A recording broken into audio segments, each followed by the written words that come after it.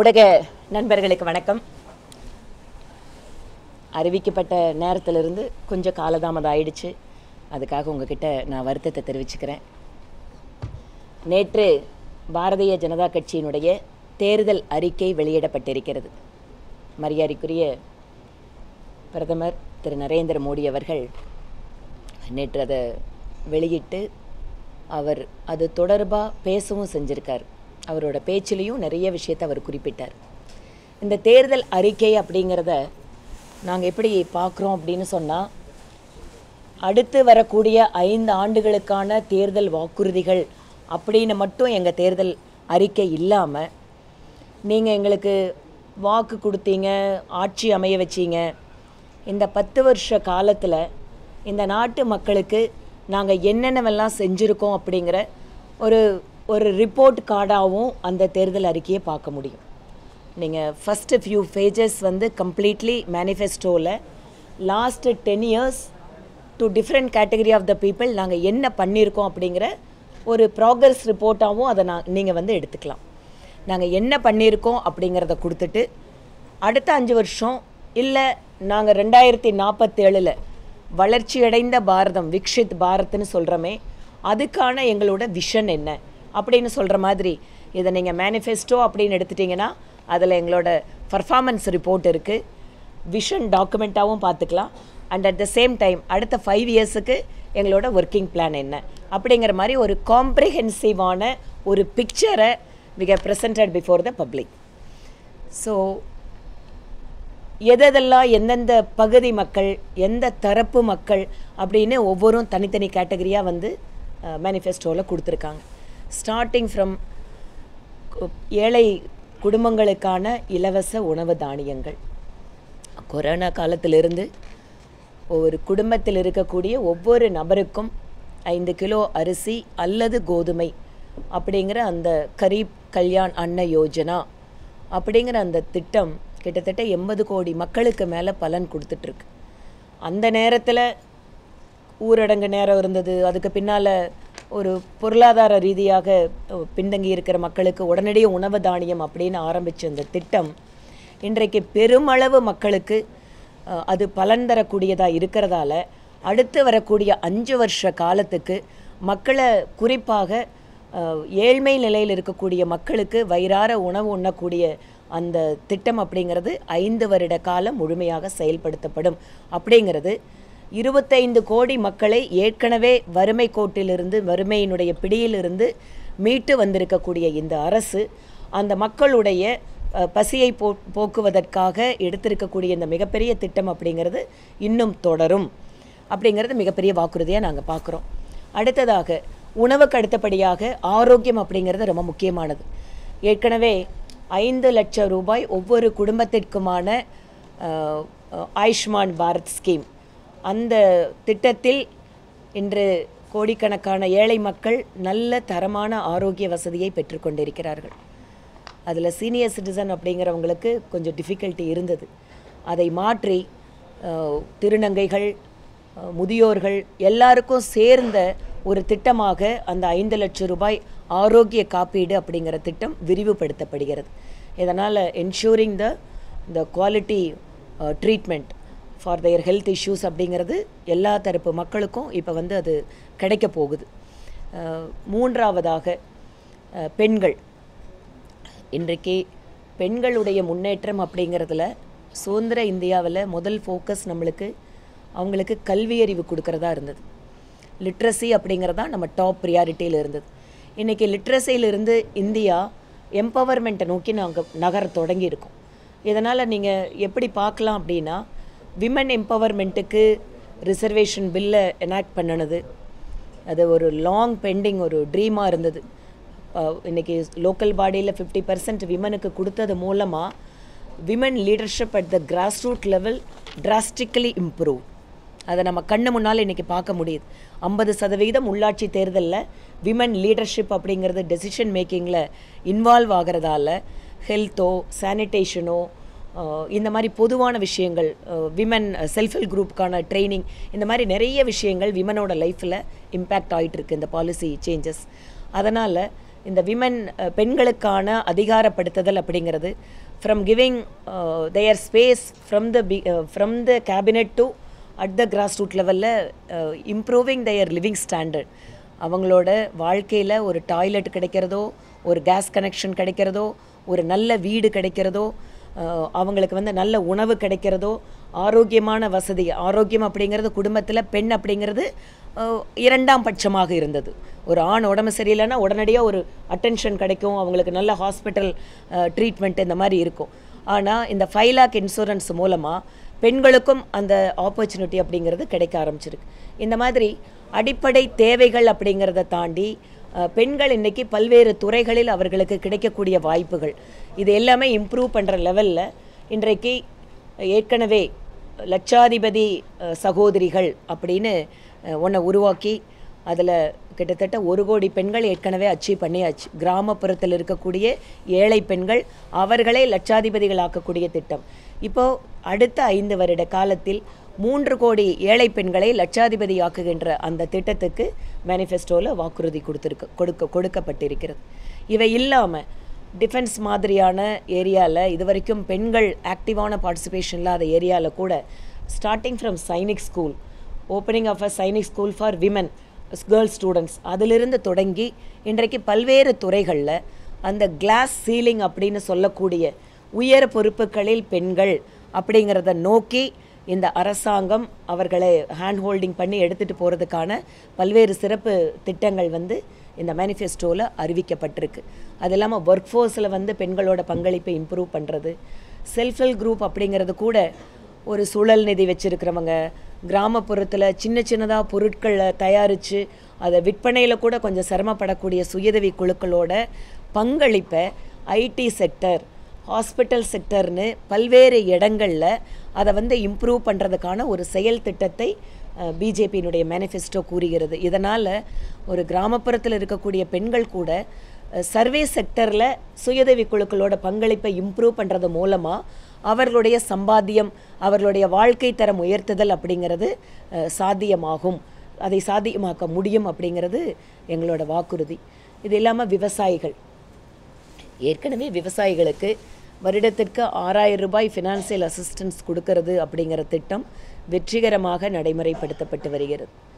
அவங்க போய் ஒவ்வொரு தடவையும் அவங்களோட இன்ஸ்டால்மெண்ட்டுக்காக கவர்மெண்ட் ஆஃபீஸில் காத்திருக்கிறதோ அல்லது அதில் முறைகேடுகள் நடக்கிறதோ அப்படிங்கிறத கம்ப்ளீட்டாக எராடிகேட் பண்ணி மிடில் மேன் எதுவும் இல்லாமல் 6000 ருபீஸ் அப்படிங்கிறத டைரெக்டாக அவங்களோட அக்கௌண்ட்டுக்கு ட்ரான்ஸ்ஃபர் பண்ணுறது மூலமாக டிரான்ஸ்பரன்சியை என்ஷூர் பண்ணியிருக்கோம். அது ரொம்ப வேகமாக நடைமுறைப்படுத்தப்பட்டிருக்கு. அதில் எந்த ஒரு மிடில் மேன் இல்லாமல் அதை எராடிகேட் பண்ணியிருக்கோம். இதனால் விவசாயிகள் என்னென்னவெல்லாம் கவர்மெண்ட்டு கொடுக்கறத நேரடியாக அவங்களுக்கு கிடைக்கிது. இது இல்லாமல் ஃபர்டிலைசர்ஸ்க்கான சப்சிடி அப்படிங்கிறத கண்டினியூ பண்ணிகிட்ருக்கோம். இது நேனோ யூரியா லேட்டஸ்ட் டெக்னாலஜிஸை அக்ரிகல்ச்சர் செக்டருக்கு கொடுத்து அதன் வாயிலாக ஏற்கனவே we are committed doubling of incoming of farmers அப்படிங்கிறத அதை என்ஷூர் பண்ணி அதை நோக்கி போயிட்டுருக்கோம். இதன் வாயிலாக குறிப்பாக காய்கறிகள், பழங்கள், பருப்புகள் இவை எல்லாமே உற்பத்தி கேந்திரங்களாக கிளஸ்டர்ஸாக மாற்றுறதுக்கான ஒரு செயல் திட்டத்தை எங்கள் விவசாயிகளுக்காக கொடுத்துருக்கோம்.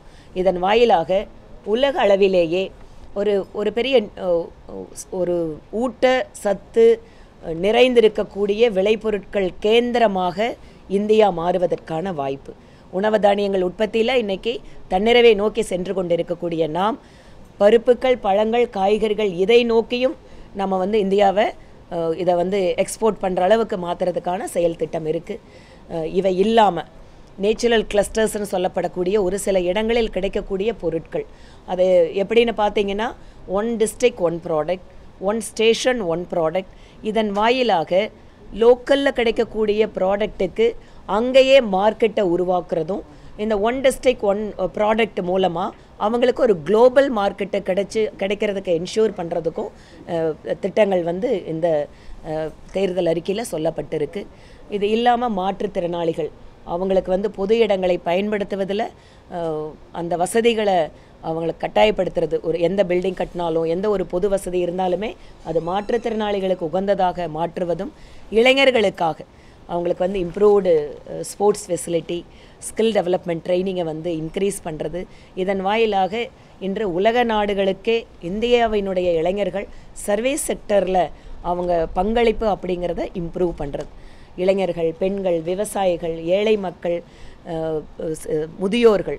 வழக்கமாக முதியோர் அப்படிங்கிறத நம்ம அவங்களுக்கான ஹெல்த் கேரு, தங்கக்கூடிய இடங்கள், அவங்களுக்கான உதவித்தொகை அப்படிங்கிறத தாண்டி இந்த முறை பிஜேபி அவங்களோட நாலேஜை யூஸ் பண்ணுறதுக்காக, ஏனென்றால் முதியவர்கள் அப்படிங்கிறது ஏஜில் இருப்பாங்க, ஆனால் அவர்களுக்கு கிடைத்திருக்கக்கூடிய அனுபவம், அவர்கள் பெற்றிருக்கக்கூடிய அறிவு, இவற்றை எல்லாமே பயன்படுத்துவதற்காக மைகவ் மாதிரியான ஒரு போர்ட்டல். ஸோ முதியவர்களுடைய அனுபவமும் அறிவும் நம்மளோட இளைய சமுதாயத்திற்கும் நாட்டிற்கும் பயன்படக்கூடிய அளவுக்கு அவர்களுக்கு வாய்ப்புகளை உருவாக்கி தருதல் அப்படின்னு பல்வேறு தரப்பு மக்களுக்கும் இருக்கக்கூடியதாக இந்த தேர்தல் அறிக்கை இருக்குது. அது இல்லாமல் தமிழகம் சார்ந்த ஒரு முக்கியமான விஷயம், திராவிட முன்னேற்ற கழகம்.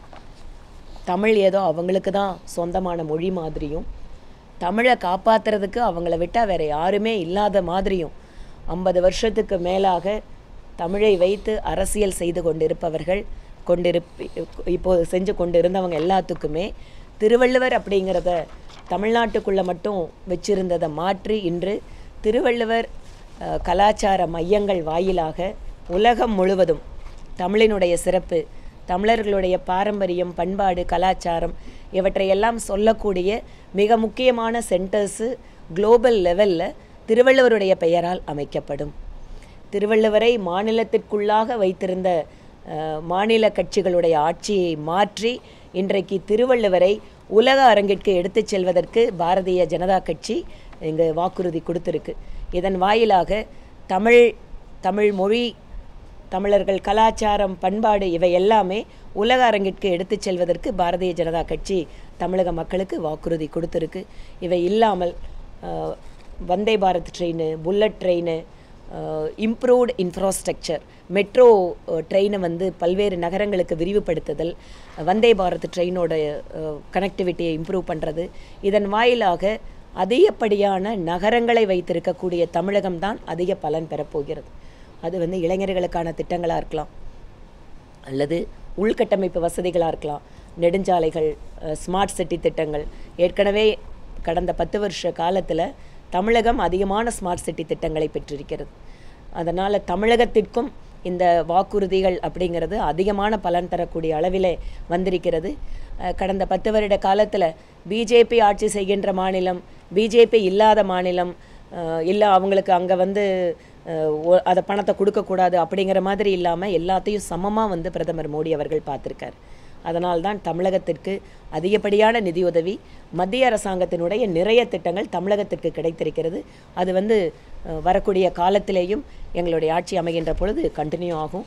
அதனால் எல்லா தரப்பு மக்களுக்குமான ஒரு தேர்தல் அறிக்கையாகவும், எல்லா மாநிலங்களுக்காகவும், குறிப்பாக வடகிழக்கு மாநிலங்கள், பழங்குடி மக்கள் நலன் சார்ந்த விஷயங்கள், ட்ரைபல் கம்யூனிட்டிஸ் அதிகமாக இருக்கக்கூடிய மாநிலங்கள், இந்த மாதிரி எல்லா மாநிலங்களுக்கும் சேர்ந்ததாகவும் எல்லா தரப்பு மக்களுக்கு இணைந்து, நாங்கள் முன்னாடியே சொன்ன மாதிரி சப்கா சாத் சப்கா விகாஸ், இது அனைவருக்குமான அரசு, அனைவருடைய வளர்ச்சிக்கான அரசு, அதை நோக்கி செல்கின்ற இந்த வளர்ச்சி பாதை அப்படிங்கிறது அனைவரையும் உள்ளடக்கியதாக இருப்பதற்காக நிறைய தேர்தல் அறிக்கையில் எங்களோட வாக்குறுதிகளை கொடுத்துருக்கோம். நம்மளோட டெக்னாலஜியை யூஸ் பண்ணுறது கூட 5G expansion, development of 6G, இதெல்லாமே வரக்கூடிய காலத்தில் ஏற்கனவே UPI அப்படிங்கிறது இன்றைக்கு உலகளாவிய அளவில் வந்துட்டுருக்கு. இன்றைக்கு இந்திய ரூபாயில் வர்த்தகம் செய்யக்கூடிய நாடுகளோட எண்ணிக்கை அதிகரிச்சிட்ருக்கு.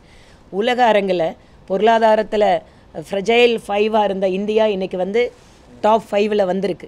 அந்த மாதிரி பொருளாதார ரீதியாகவும் வாய்ஸ் ஆஃப் குளோபல் சவுத், இன்றைக்கு உலக அரங்கில் இந்தியாவினுடைய கௌரவம், மரியாதை இதை இன்னும் பல்வேறு தளத்தில் எடுத்து செல்வதற்கும் இந்த தேர்தல் வாக்குறுதிகள் வந்து பிஜேபி வந்து மக்களுக்காக கொடுத்துருக்கு. முன்னாடி ஒவ்வொரு வீட்டுக்கும் கழிப்பிடம், ஒவ்வொரு வீட்டுக்கும் எலக்ட்ரிசிட்டி, ஒவ்வொரு வீட்டிலையும் கேஸ் கனெக்ஷன் அப்படிங்கிறத நாங்கள் சொல்லி அதை செயல்படுத்தியிருந்தோம். 2029 ஒவ்வொரு வீட்டிற்கும் பைப்லைன் வாயிலாக கேஸ் இணைப்பு அப்படிங்கிறதையும் சாத்தியமாக்குறதுக்கான திட்டங்கள், இவை எல்லாமே நிறைய வாக்குறுதியில் வந்து இருந்திருக்கு. நீங்களும் மீடியாவில் இன்றைக்கி நிறைய கவர் பண்ணியிருக்கீங்க. ஸோ அதனால் இந்த தேர்தல் வாக்குறுதிகள், எங்களுடைய செயல்படுத்திய திட்டங்கள் இவை எல்லாமே அனைத்து மக்களுக்கும், இந்தியாவில் இருக்கக்கூடிய அத்தனை மக்களும் முன்னேறக்கூடிய வகையிலே செயல் திட்டங்களோடு மக்கள் முன்பாக ப்ரெசென்ட் பண்ணியிருக்கோம்.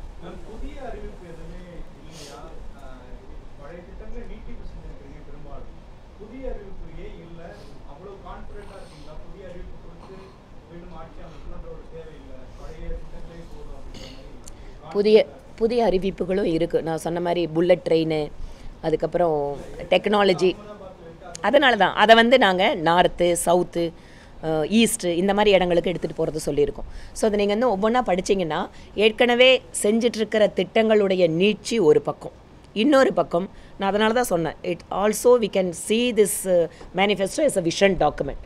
நாங்கள் அடுத்த 2047 இந்தியாவை இந்த மாதிரி எடுத்துகிட்டு போகிறதுக்கான செயல் திட்டத்தையும் கொடுத்துருக்கோம். அதனால் நீங்கள் எதிர்பார்க்குற மாதிரியான கவர்ச்சிகர அறிவிப்புகள் ஏதாவது எதிர்பார்க்குறீங்களான்னு தெரியல. கொடுத்துருந்தோம்.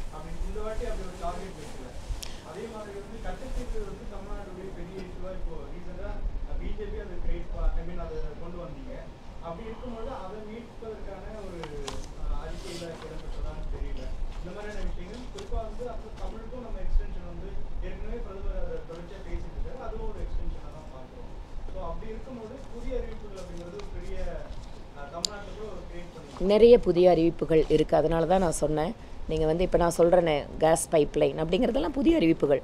இளைஞர்களுக்கான ஸ்கில் டெவலப்மெண்ட்டு ப்ளஸ் டூரிசம் செக்டரில் எதெல்லாம் நாங்கள் கொண்டு வர முடியும் புதுசாக. நான் இன்னொரு உதாரணம் சொன்னேன், சுயதவி குழுக்களுக்கு ஐடி செக்டர், ஹாஸ்பிட்டாலிட்டி செக்டர், இதிலெல்லாம் நாங்கள் வந்து லிங்க் பண்ண போகிறது. இதெல்லாமே புதிய வேலை வாய்ப்புகள் தான். அதனால் உங்களுக்கு நம்பர்ஸ் அப்படிங்கிறது இல்லாமல் இருக்கலாம், பட் நாங்கள் பண்ணியிருக்கிற வேலைகளில் இருக்கக்கூடிய நம்பர்ஸ் உங்களுக்கு இருக்குது. அதனால் மக்களுக்கு நம்பிக்கை இருக்குது. நாங்கள் வந்து 10 வருஷ காலத்தில் 10 கோடி பெண்களுக்கு வந்து இலவசமாக கேஸ் இணைப்பு, 11 கோடி பெண்களுக்கு கழிப்பிடம் கட்டி கொடுத்துருக்கோம். ஒரு சில இடங்களில் சேச்சுரேஷன் வந்திருக்கு. குறிப்பாக ஜன்தன் அக்கௌண்ட்ஸ் 50 crore பீப்புளுக்கு வந்து இன்றைக்கி வந்து வங்கி கணக்குகள் வாயிலாக சேச்சுரேஷன் நிறைய டிஸ்ட்ரிக்டில் வந்திருக்கு. அதனால் ஏற்கனவே செயல்படுத்தக்கூடிய திட்டங்கள் எங்கெங்கெல்லாம் சேச்சுரேஷன் இருக்கோ அதை மக்களுக்கு பார்த்துட்ருக்காங்க. இது இல்லாமல் அடுத்த கட்டத்துக்கு நம்மளோட வளர்ச்சிக்கு என்ன தேவை இருக்குது, அந்த மாதிரி தான் அதை பார்த்து கொடுத்துருக்கு.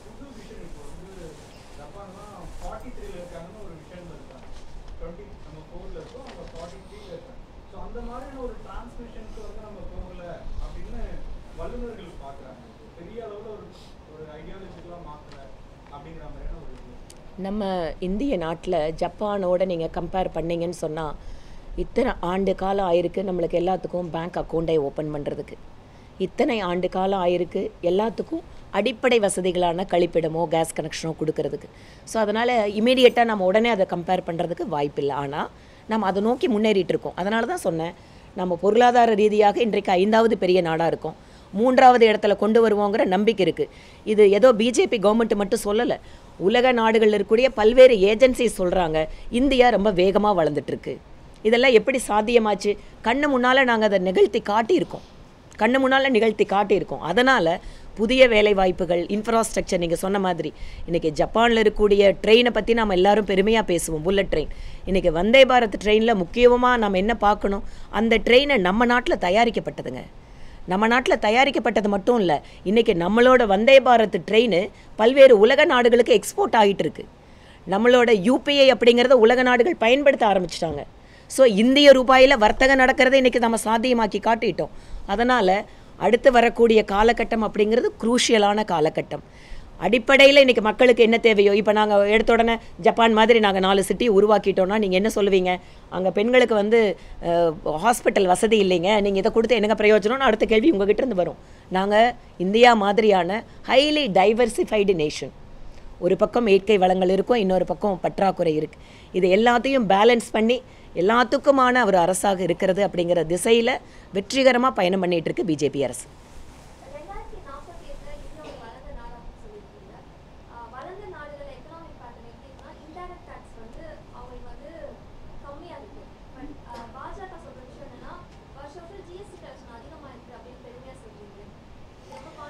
ஒவ்வொரு நாட்டோட பொருளாதாரமுமே ஒவ்வொரு விஷயத்தில் யூனிக்கானது.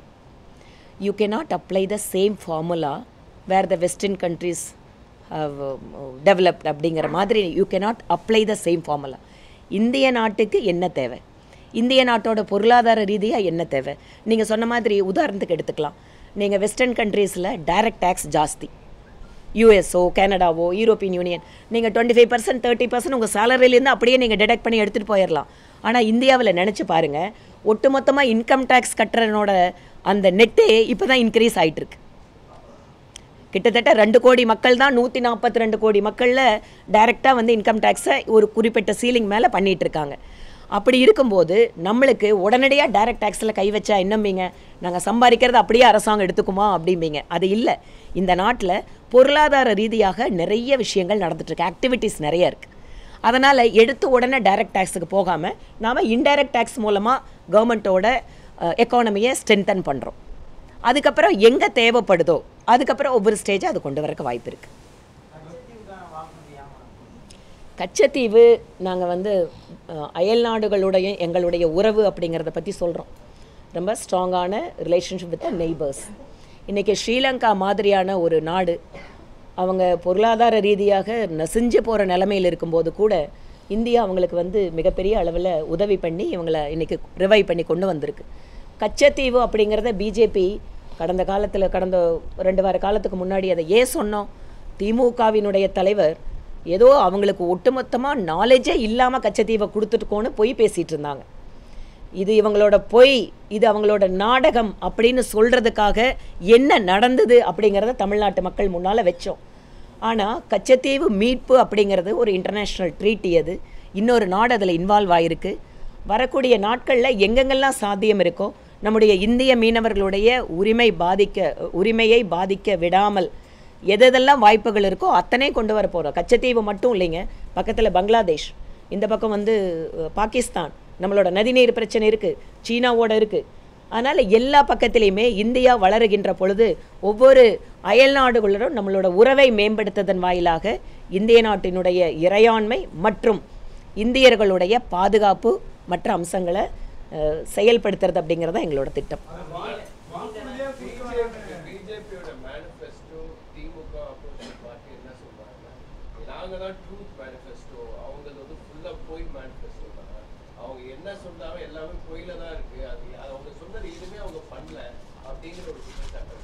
சரிங்க, இப்போ நான் வந்து திமுகவோட நீங்கள் சொல்கிற மாதிரி பொய் அப்படின்னு சொல்கிறாங்கன்னு, திமுக கவர்மெண்ட்டு தானே, நாங்கள் இத்தனை விவசாயிகளை வந்து டேட்டாஸ் எங்ககிட்ட கொடுத்தாங்க. 40 லட்சம் விவசாயிகள் தமிழ்நாட்டில், இவங்களுக்கெல்லாம் வந்து நிலம் இருக்குதுங்க, இவங்களுக்கெல்லாம் ஆதார் கார்டு இருக்குது, இவங்களுக்கெல்லாம் பேங்க் அக்கௌண்ட் இருக்குதுன்னு அவங்களுக்கு 6000 ரூபாய் அனுப்புங்கன்னு சொல்லி கொடுத்ததே தமிழ்நாடு கவர்மெண்ட்டு தானே. இந்த மாதிரி ஒவ்வொன்றும் நான் சொல்ல முடியும். ஸ்மார்ட் சிட்டியில் வர்ற பணம் யாருங்க எடுத்துகிட்டு போனாங்க? ஸ்மார்ட் சிட்டியில் வர்றதை அத்தனை சிட்டிஸ்க்கும் வந்து 500 கோடியிலிருந்து எல்லாத்தையுமே கொடுத்தது சென்ட்ரல் கவர்மெண்ட். அந்த பணம் எங்கே போச்சு? நேரடியாக கொடுத்தது தானே. அப்போ வந்து இதில் எங்கே இருக்குது பொய்? அதாவது பொய்யே அப்படின்னு சொன்னால் திமுகவோட தேர்தல் அறிக்கையை நாங்கள் ஒவ்வொன்றா எடுத்து சொல்லலாம். ஆனால் எங்களோட தலைவர்கள் அதை சொல்லிகிட்டு இருக்காங்க. எங்களை பார்த்து பொய்ன்னு சொன்னால் நீங்கள் உங்களோட ஒட்டுமொத்த உருவமே பொய் அப்படிங்கிறதான் நாங்கள் சொல்ல முடியும்.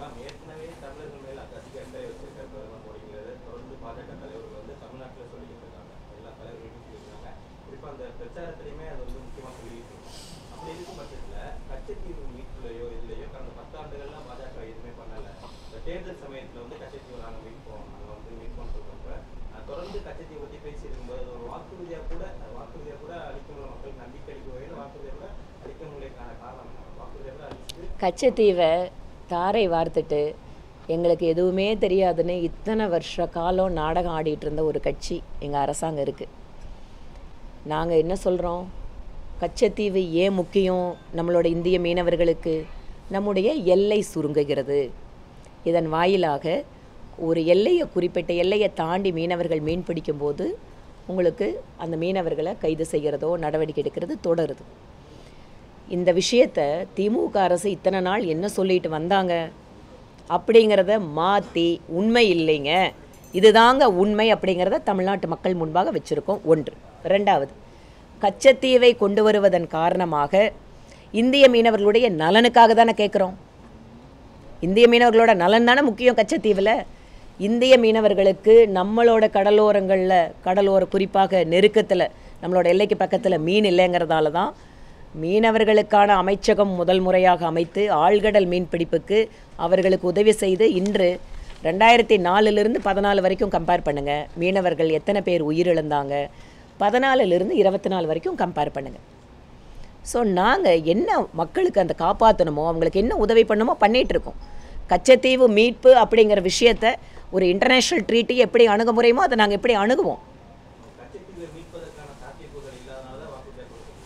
இது வாக்குறுதி அப்படிங்கிறத தாண்டிங்க, இது நாங்கள் மக்களை காப்பாற்றுறதுக்கான ஒரு கமிட்மெண்ட்டு.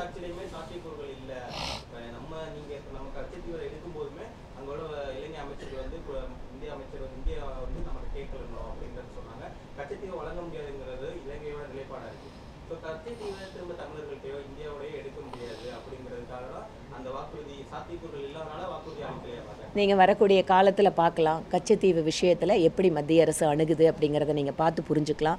நான் திருப்பியும் சொல்கிறது, இந்திய மீனவர்களுடைய நலன் அதுதானே கச்சத்தீவில் இன்றைக்கி இஷ்யூ. அந்த இந்திய மீனவர்களோட நலனை நாங்கள் எப்படி பாதுகாக்கிறோம், அதை நீங்கள் பார்த்துட்டு நீங்கள் வந்து முடிவெடுத்துக்கலான்னு மக்களுக்கு சொல்லுவோம்.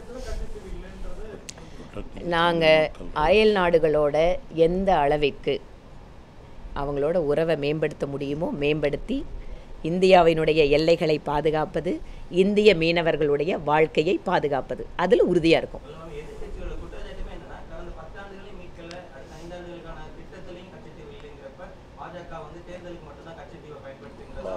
நான் அதனால தான் கச்சத்தீவு விஷயத்தை ஏன் எடுத்தோன்னு நாங்கள் சொன்னோம். இத்தனை நாள் பொய்யிலேயே பிறந்து பொய்யிலேயே வளர்ந்துருக்கிற திமுக கச்சத்தீவை கொடுத்தது எங்களுக்கு தெரியாதுன்னு தமிழ்நாட்டு மக்களை ஏமாற்றிட்டு இருந்தாங்க. உண்மை என்னங்கிறத சொல்லியிருக்கோம். பாஜக மீட்கும் அப்படிங்கிறத உங்களுக்கு வந்து செயல்முறையில் காட்டுறோம். ஒரே நாடு ஒரே தேர்தலுக்கு வாக்குறுதி கொடுத்துருக்கோம். தேர்தல் எப்படி ஒரே நேரத்தில் நடத்துறது அப்படிங்கிறத தொடர்பாக ஒரு குழு அமைக்கப்பட்டு அந்த குழுவும் எல்லா கட்சிக்கிட்ட ஆலோசனை கேட்டு அந்த ரிப்போர்ட்டை கொடுத்துருக்கு. It is an ongoing process. ஒரு ரிஃபார்ம் பண்ணுறதுக்கான இந்தியன் கவர்மெண்ட்டோட முயற்சி அது. அதில் எல்லாத்தோட கருத்துக்களும் கேட்கப்படும். எங்கெங்கெல்லாம் டிஃபிகல்ட்டிஸ் இருக்கோ அதை எப்படி நம்ம வந்து சரி பண்ணுறது அப்படிங்கிறதும் பார்ப்போம். அதனால் ஒரே நாடு ஒரே தேர்தல் அப்படிங்கிறது இமேஜினரி கிடையாது. It is very much possible. அதை எப்படி ரீச் பண்ணுறது அப்படிங்கிறது அது இட்ஸ் ஆன்கோயிங் ப்ராசஸ். அதில் எல்லா ஸ்டேக் ஹோல்டர்ஸும் அதில் இருப்பாங்க.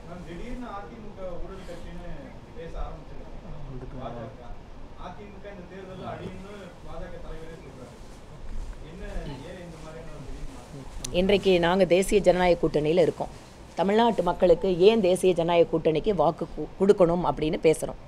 அந்த தேர்தல் பிரச்சாரத்தில் எங்களுடைய கூட்டணி ஏன் வந்து தமிழ்நாட்டுக்கு இன்றைக்கி தேவை, மத்திய அரசு யார் வர போகிறாங்க, இந்த மாதிரி விஷயங்களை முன்வைக்கிறோம். அப்படி இருக்கும்போது எதிரில் இருக்கிற கூட்டணி கட்சிகள் ஏன் அவங்க வந்து ஒரு ஃபெயில்யூர் அவங்களுக்கு ஏன் வந்துச்சு, மக்கள் ஏன் அவங்கள வந்து நம்பக்கூடாது அப்படின்னு சொல்கிறதுக்கு எங்களுக்கு எல்லா விதமான ரைட்டும் இருக்குது. அதனால் நீங்கள் வந்து அந்த கூட்டணி இருந்ததா இல்லை இது இருக்குமா அப்படிங்கிற கேள்விகளுக்கு நாங்கள் போகலை.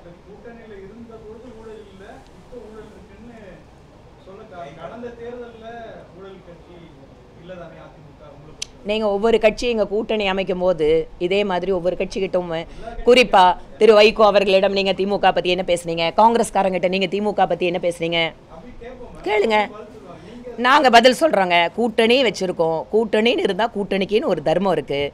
இப்போ எங்களோட கூட்டணி இருக்குது, ஏங்க அது எல்லா கூட்டணிக்கும் பொருந்துமா இல்லையா? நீங்கள் வந்து உங்களோட பதிலை வந்து எங்கிட்ட எதிர்பார்க்காதீங்க. இன்னைக்கு தேசிய ஜனநாயக கூட்டணி தமிழகத்திற்கு ஏன் வேண்டும், இதுதான் எங்களோட தேர்தல் பிரச்சாரம். அவ்வளோதாங்க. நன்றி. இப்போ வந்து திரு சுதாகர் ரெட்டி அவர்கள் ஆமாங்க, ஆமாம் நீங்கள் வந்து சொல்கிறீங்க பிரம்மாண்டமாக இருக்குது தேர்தல் அறிக்கைன்னு. இதே மாதிரி தேர்தல் அறிக்கையை இதுக்கு முன்னாடி 2 தேர்தலையும் கொடுத்தாங்க, மக்கள் ஒத்துட்டாங்களா? அதிகாரப்பூர்வமான எதிர்கட்சியாக கூட காங்கிரஸ் வர முடியல. அதனால் ஒரு பெரிய கோட்டை கட்டுறாங்க. அங்கே என்ன பில்டிங் ஸ்ட்ராங்கு, பேஸ்மெண்ட் வீக்கு. ஆனால் எங்களோட பேஸ்மெண்ட் ரொம்ப ஸ்ட்ராங்காக இருக்குங்க, நாங்கள் டெலிவரி பண்ணுறோம்.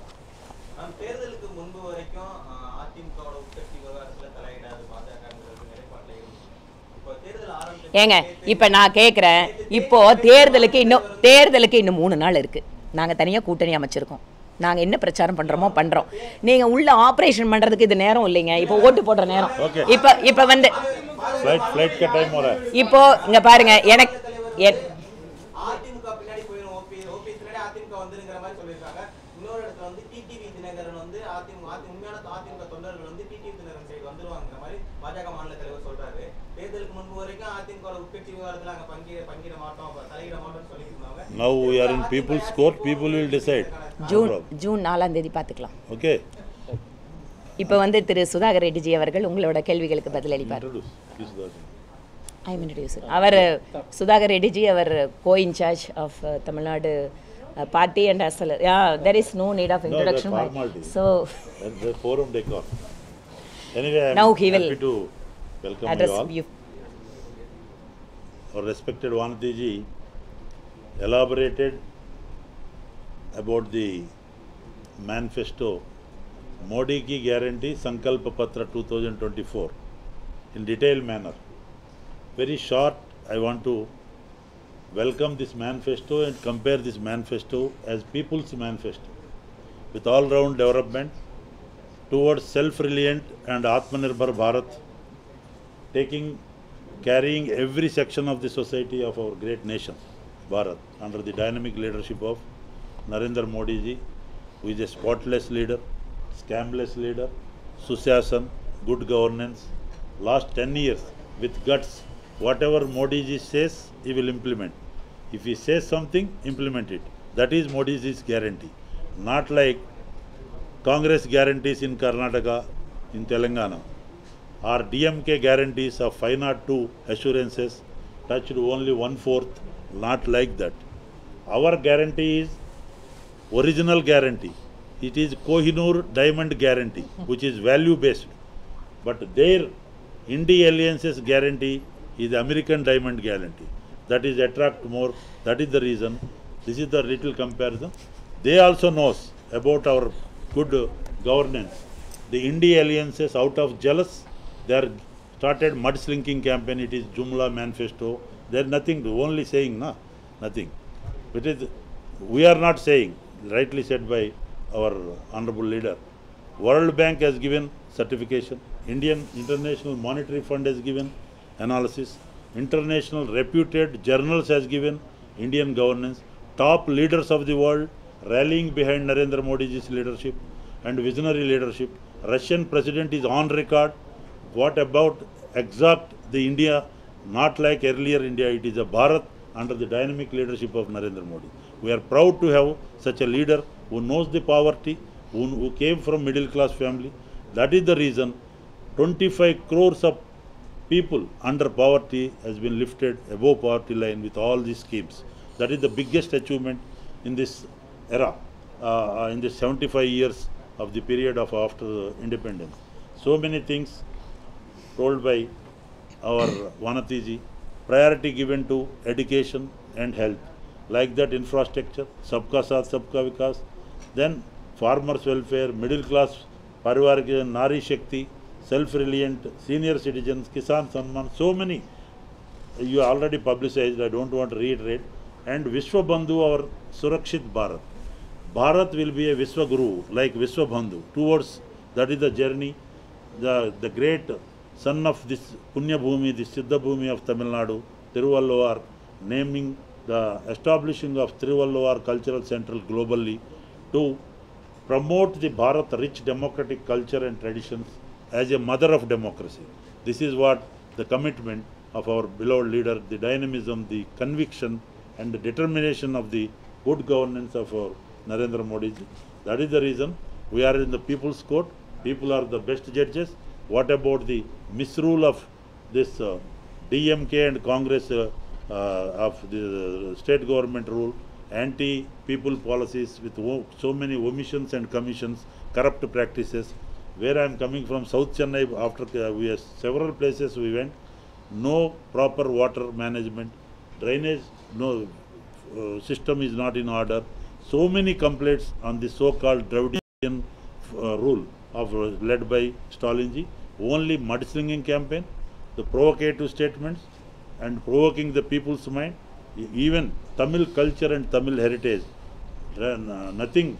They are not doing anything properly, but ultimately Prime Minister's leadership in all international forums, wherever opportunity comes, he has established the Tamil culture, the richness of Tamil heritage, This is what the conviction of our Prime Minister Narendra Modi ji. Towards Tamil Nadu, about 10 to 11 lakh crore rupees last 10 years we got on all-round development of Tamil Nadu. But unfortunately, Chief Minister and his son is propagating, we are giving 1 rupee, we are getting 28 paisa. It is a irrelevant talk, baseless talk. They are not studying the constitution well. We have to maintain foreign affairs, defense, so many things. India comes with a concurrent list, state list and a central list. In this, they are not implementing, they are not respecting the spirit of the democracy of Ambedkar.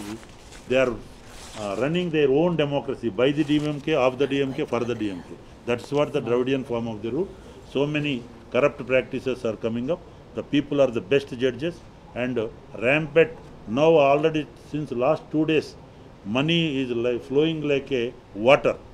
They are depend upon money politics everywhere. I am appealing Election Commission for the free and fair elections, enforcing the security agents, security forces more in critical areas also, imposing forces for the free and fair election.